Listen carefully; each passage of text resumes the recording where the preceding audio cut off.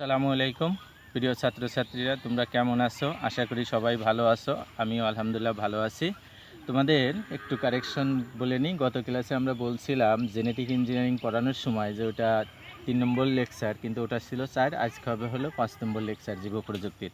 আর আমি বলছিলাম যে তোমাদের দুইটা জিনিস পড়লে বাকি সবগুলো এখন শুধু দেখবা যে আগে যা পড়াইছে ওই দুইটা জিনিসের মধ্যেই বাকি জিনিসগুলো আছে। তো এখন তোমাদের আরেকটু বলছিলাম, আমার খুব ভালো লাগে যে যখন আমি একটা কথা বলি তারপরে যা দেখি যে ওই কথাগুলো বয়ে আছে। ওই দিন একটা কোরআন হিসেব কথা বলছিলাম যে আল্লাহ হলো সবচেয়ে বড় ইঞ্জিনিয়ার। পরে আমি তোমাদের ক্লাস নেওয়ার পরে কোরআন তেলাওয়াত করতেছি, ওখানে দেখলাম সূরা আল ইমরানের মধ্যে 54 নম্বর আয়াতে লেখা আছে ওয়াল্লাহু খয়রুল মাকিরিন, যে আল্লাহ সবচেয়ে বড় ইঞ্জিনিয়ার। তো এখন ওই ইঞ্জিনিয়ারিং করতে, আল্লাহর যে ইঞ্জিনিয়ারিং ওইটাই কিঞ্চিতটা মানুষ দুনিয়াতে দিছে। তাই ইঞ্জিনিয়ারিং করতে তোমাদের দুইটা জিনিস লাগছিল আমাদের জেনেটিক ইঞ্জিনিয়ারিং, একটা লাগছিল প্লাজমিড আর একটা হলো রেস্ট্রিকশন এনজাইম, দুইটা গুরুত্বপূর্ণ। তো আমরা এখন প্লাজমিডের সংজ্ঞা ওই দিন হালকা একটু বলছিলাম যে ক্রোমোজোম বহির্ভূত যে বৃত্তাকার ডিএনএ থাকে সেটাকেই বলে প্লাজমিড। এটা বললেও আসলে পূর্ণাঙ্গ হয় না। ক্রোমোজোম বহির্ভূত মূল ক্রোমোজোম ছাড়াও তোমরা জানো মাইটোকন্ড্রিয়া ক্লোরোপ্লাস্টের মধ্যেও বৃত্তাকার ডিএনএ থাকে। এই জন্যই সংজ্ঞাটা আমি একটু মডিফাই করে লিখছি, তোমরা সবাই দেখো একেবারে সহজভাবে নাও। এটা হলো একটা ব্যাকটেরিয়ার কোষ। এই কোষের মধ্যে দেখো এটা হলো মূল ক্রোমোজোম, মূল ক্রোমোজোম ছাড়া যে বৃত্তাকার ডিএনএ আছে। এই জন্যই সংজ্ঞাটা আমি একটু ঘুরাইয়ে লিখছি যে কোষের সাইটোপ্লাজমীয় মাতৃকায় বিদ্যমান ক্ষুদ্র অঙ্গ, ক্ষুদ্র অঙ্গ বলতে মাইটোকন্ড্রিয়া ক্লোরোপ্লাস্ট ব্যতীত। আবার সহজভাবে নাও, কোষের সাইটোপ্লাজমীয় মাতৃকায় বিদ্যমান ক্ষুদ্র অঙ্গ ব্যতীত মূল ক্রোমোজোমের বাইরে, তোমাদের বইয়ে লেখা আছে মূল ক্রোমোজোম বহির্ভূত, এটা আমি সহজ ভাষায় লিখছি। কোষের সাইটোপ্লাজমীয় মাতৃকা জানো, মাতৃকায় বিদ্যমান ক্ষুদ্র অঙ্গ ব্যতীত মূল ক্রোমোজোমের বাইরে যে অতিরিক্ত এবং ক্ষুদ্রাকার ও বৃত্তাকার ডিএনএ থাকে তাকে প্লাজমিড বলে। কারো কোনো সন্দেহ আছে? এটা বলছিলাম যে বোর্ডের পরীক্ষায়ও কিন্তু আসছে প্লাজমিড কাকে বলে। আর এই প্লাজমিডটা আবিষ্কার করছে ল্যাডারবার্গ, উনি ইকোলাই ব্যাকটেরিয়াতে এটা আবিষ্কার করছেন। আর বর্তমানে ইস্টেও কিছু, তোমাদের বলছিলাম যে অনেকেই হয়তো লিখবা যে আদি কোষে যে বৃত্তাকার ডিএনএ পাওয়া যায় তাকে প্লাজমিড বলে। আমি কিন্তু জিরো মারবো, কারণ প্রকৃত কোষ ইস্ট, প্রকৃত কোষ ইস্টের মধ্যে যেটা দিয়ে পাউরুটি ফোলায় ওখানেও ক্রোমোজোম পাওয়া যায়। এখন কোষ প্রতি 1 থেকে 1000 পর্যন্ত এই প্লাজমিড পাওয়া গেছে। তা প্লাজমিডের আরেকটা সংজ্ঞা সহজভাবে লেখা আছে তোমাদের বই এইভাবে, কিন্তু তোমরাই এখন দেখো হয় কি না। তোমাদের বইয়ে লেখা আছে ক্রোমোজোম বহির্ভূত বৃত্তাকার ডিএনএ অণুকে প্লাজমিড বলে। তাহলে এই তো মাইটোকন্ড্রিয়ার মধ্যেও তো ক্রোমোজোম বহির্ভূত বৃত্তাকার ডিএনএ। তো এই জন্যই সংজ্ঞাটা মনে হয় এটাই ভালো, তোমরা বিবেচনা করো, তোমাদের উপর রাখলাম। কোষের সাইটোপ্লাজমীয় মাতৃকায় বিদ্যমান, সাইটোপ্লাজম মাতৃকায় তোমরা জানো বিভিন্ন ক্ষুদ্র অঙ্গ আছে, মাইটোকন্ড্রিয়া ক্লোরোপ্লাস্ট। কোষের সাইটোপ্লাজমীয় মাতৃকায় বিদ্যমান মূল ক্রোমোজোমের বাইরে যে অতিরিক্ত ক্ষুদ্রাকার ও বৃত্তাকার ডিএনএ বা এই ডিএনএকে ক্রোমোজোমও থাকে প্লাজমিড বলে।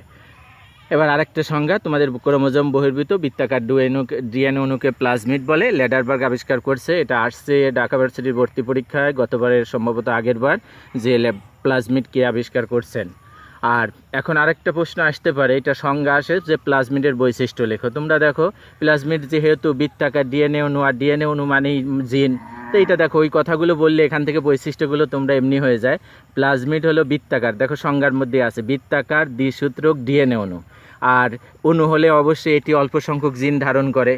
আর এই যেহেতু জিন আছে, ডিএনএ আছে, একটা নির্দিষ্ট আণবিক ভর আছে 1 × 10⁶ থেকে 200 × 10⁶ ডাল্টন। তারপরে রেস্ট্রিকশন এনজাইম দ্বারা আদর্শ প্লাজমিডের নির্দিষ্ট স্থানগুলো কেটে ফেলা যায়।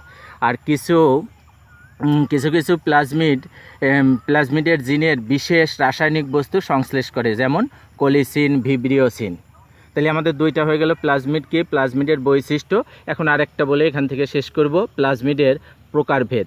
তোমরা জানো প্রত্যেকটা জিনিসেরই কম বেশি প্রকারভেদ থাকে। প্লাজমিডও 3 প্রকার, একটা হলো F and F prime plasmid. যেসব প্লাজমিড এক ব্যাকটেরিয়া হতে অন্য ব্যাকটেরিয়াতে জেনেটিক উপাদান মানেই তো জানো জিন বা ডিএনএ স্থানান্তর করে, তাকে F and F prime fertility plasmid বলে। F and F prime plasmid ব্যাকটেরিয়ার দেহে পিলি তৈরি করে। তোমরা ব্যাকটেরিয়ার মধ্যে বলছো যে পিলি পড়ছো, পিলি কাকে বলে তোমাদের বলতে হবে, এবং পিলি কি দিয়ে তৈরি, এটা প্রশ্ন থাকলো। আর লিচু খাওয়ার দাঁত থাকলো। আমার বাবা ওই দিন জিজ্ঞাসা করতেছিলেন কি তোমার ছাত্ররা তো লিচু তো শেষ হয়ে গেল, খেতে তো আসলো না, তুমিও তো লিচু পাঠাইলে না, তা তোমরাও তো ভালো মতো প্রশ্নের জবাব দিলে না। তো এই জন্যই এই পিলিটা প্রশ্ন থাকলো। আরেকটা গাছে এখনও, যেটা দিনাজপুর থেকে লিচু, ওইটা এখনও আছে। তো এই পিলি কি কাজ করে, মানে কোথায় আছে, কি উপাদান দিয়ে তৈরি, এটা বলবা তোমরা, বলে লিচু খেতে আসবা ইনশাল্লাহ। আরেকটা 3-4টা গাছের লিচু শেষ হয়ে গেছে, আরেকটা গাছের লিচু আছে। এটা হলো। তারপরে আর প্লাজমিড, আর দিয়ে বুঝতেছো যে প্লাজমিডে অ্যান্টিবায়োটিক রেজিস্ট্যান্ট ক্ষমতা সম্পন্ন জিন থাকে তাকে বলে আর প্লাজমিড। আর6 প্লাজমিডে 6টি গুরুত্বপূর্ণ অ্যান্টিবায়োটিক প্রতিরোধ ক্ষমতা সম্পন্ন জিন আছে। আরেকটা আছে কোল প্লাজমিড, যেসব প্লাজমিডে কোলিসিন উৎপাদনকারী জিন থাকে। কোলিসিন হলো কোল প্লাজমিডের ভিব্রিও কলেরি, ওই যে কলেরা রোগ যে হয় এটাকে ধ্বংস করতে পারে। আর প্লাজমিডের ব্যবহার ওই আগের মতোই দেখো, আণবিক বংশগতিবিদ্যার গবেষণায়, ওই যে আমরা জেনেটিক্স নিয়ে গবেষণার ক্ষেত্রে, তারপরে জেনেটিক ইঞ্জিনিয়ারিং এবং জিন ক্লোনিং, এর পরের ক্লাসেই পড়াবো জিন ক্লোনিং, এবং অনেক ইন্টারেস্টিং কাজে বাহক বা ভেক্টর হিসাবে ব্যবহার করা হয়। তারপরে প্লাজমিড ডিএনএ ব্যবহার করে আধুনিক জীব প্রযুক্তির বিভিন্ন ক্ষেত্রে অভূতপূর্ব সাফল্য পাওয়া গেছে। যেমন মানব ইনসুলিন তৈরির ক্ষেত্রে তোমাদের দেখাইছি প্লাজমিড ব্যবহার করা হয়েছে। তারপরে টিপিএ, ইপিও, ইন্টারফেরন উৎপাদনকারী, তারপরে রোগ ও পোকামাকড় প্রতিরোধী উদ্ভিদ উৎপাদনের ক্ষেত্রেও এটা। তাহলে এখন 3-4টা অনেক জিনিস বেশি পড়ে ফেলছি আমরা।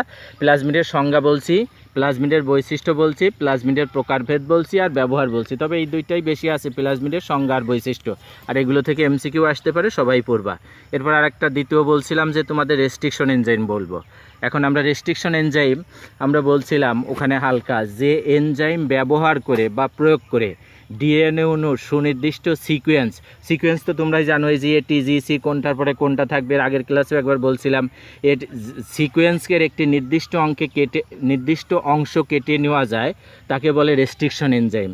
রেস্ট্রিকশন এনজাইমকে এন্ডোনিউক্লিয়াসেস বা আণবিক কাঁচি, এটা কিন্তু এমসিকিউতে আইছে, মলিকুলার সিজার বা আণবিক কাঁচি বা সূক্ষ্ম ছুরিকা কাকে বলে। এই রেস্ট্রিকশন এনজাইমের আরও অনেকগুলো নাম আছে, এমসিকিউতে আসছে এবং ঢাকা ভার্সিটিতেও আসছে, তোমাদের বোর্ডেও আসছে, মেডিকেলেও আসছে। রেস্ট্রিকশন এন্ডোনিউক্লিয়াসেস বা আণবিক কাঁচি বা সূক্ষ্ম ছুরিকা বলে। তাহলে এটা সহজভাবে নাও, তোমাদের তো বলছি যে এনজাইম ব্যবহার বা প্রয়োগ করে ডিএনএ অণুর সুনির্দিষ্ট সিকোয়েন্সের একটি অংশ কেটে নেওয়া যায়, তাকে রেস্ট্রিকশন এনজাইম বলে। রেস্ট্রিকশন যে এনজাইমকে রেস্ট্রিকশন এন্ডোনিউক্লিয়াসেস বা আণবিক কাঁচি বা সূক্ষ্ম ছুরিকাও বলে। আর রেস্ট্রিকশন এনজাইম ডিএনএ অণুর যে নির্দিষ্ট সিকোয়েন্সে কাটে তাকে বলে রেস্ট্রিকশন সাইট বা রিকগনাইশন সাইট। প্রাকৃতিকভাবেই ব্যাকটেরিয়া কোষ থেকে কমপক্ষে একটি রেস্ট্রিকশন এনজাইম, প্রত্যেক ব্যাকটেরিয়াতেই কমপক্ষে একটি রেস্ট্রিকশন এনজাইম থাকে। কারণ ওই ব্যাকটেরিয়াতে ভাইরাস যদি আক্রমণ করে তখন এরা ওই রেস্ট্রিকশন এনজাইম দিয়ে ওই ভাইরাসের ডিএনএকে নষ্ট করে, নইলে তার ওই ব্যাকটেরিয়াই মারা যাবে। যারা করতে পারে না তারা মারা যায়, ধ্বংস হয়ে যায়। তাই এরা 4 থেকে 6 জোড়া বেস অংশ, এখন যেটা বলছিলাম যে নির্দিষ্ট সিকোয়েন্সে কাটে। এখন আরেকটা প্রশ্ন আছে, রেস্ট্রিকশন এনজাইম কি, রেস্ট্রিকশন এনজাইমের ব্যবহার লেখো। দেখো এই ব্যাম হাই, এটা হলো যেখানে যেখানে তোমরা এই যে এটিজিসির সিকোয়েন্স জানো, যেখানে যেখানে দেখো জিজি আছে, জিজি এর মাঝখানে কাটছে। তারপরে হিন্ড 3, এটা যেখানে এ পাশাপাশি আছে সেখানে কাটবে। ইকো আর আই, যেখানে জি আর এ আছে সে দেখো জি আর এ এখানে কাটবে। তারপরে HPA2, এটা দেখো সিসি এর মাঝখানে কাটবে, এখানে হলো জি এর প্রান্তে কাটবে। দেখছো সবাই? এই তো। তাহলে রেস্ট্রিকশন এনজাইম কি, রেস্ট্রিকশন এনজাইমের উদাহরণ বললাম, আর ব্যবহার ওই একই বলবা, যে এই রকমই ব্যবহারটা সেম একই রকম হবে। ঠিক আছে সবাই? তো প্রশ্নগুলোর উত্তর দিয়ে লিচু কিন্তু শেষ হয়ে যাবে, আসতে হবে সবাইকে। আর কলেজ খোলা থাকলে হয়তো বাবা বললো যে ওরা আসলো না, তাহলে কুরিয়ার সার্ভিসে পাঠিয়ে দাও। কুরিয়ার সার্ভিসে কার ঠিকানায় পাঠাবো বলো? ঠিক আছে, সবাই ভালো থেকো, প্রশ্নগুলো উত্তর দাও। আর আবারও বলতেছি, সূরা আল ইমরানের 254 নম্বর আয়াত, তোমাদের বলছিলাম না যে মানুষ কোনো কিছু ছাড়াই কোনো কিছু তৈরি করতে পারে না, একটার সাথে আরেকটা জোড়া দিয়ে তালি দিয়ে নতুন কিছু। আর আল্লাহ হচ্ছে হলো সবচেয়ে বড় ইঞ্জিনিয়ার, ওয়াল্লাহু খয়রুল মাকিরিন। তা তোমরাও ইনশাল্লাহ দুনিয়াতে বড় ইঞ্জিনিয়ার হও। এই কথা বলে আজকের ক্লাস শেষ করছি। আগামী ক্লাসটা জিন কলোনি অনেক উপভোগ্য হবে আশা করি, এবং তোমাদের দেখাবো বাস্তবিক পক্ষে। ঠিক আছে, খোদা হাফেজ, সবাই ভালো থেকো।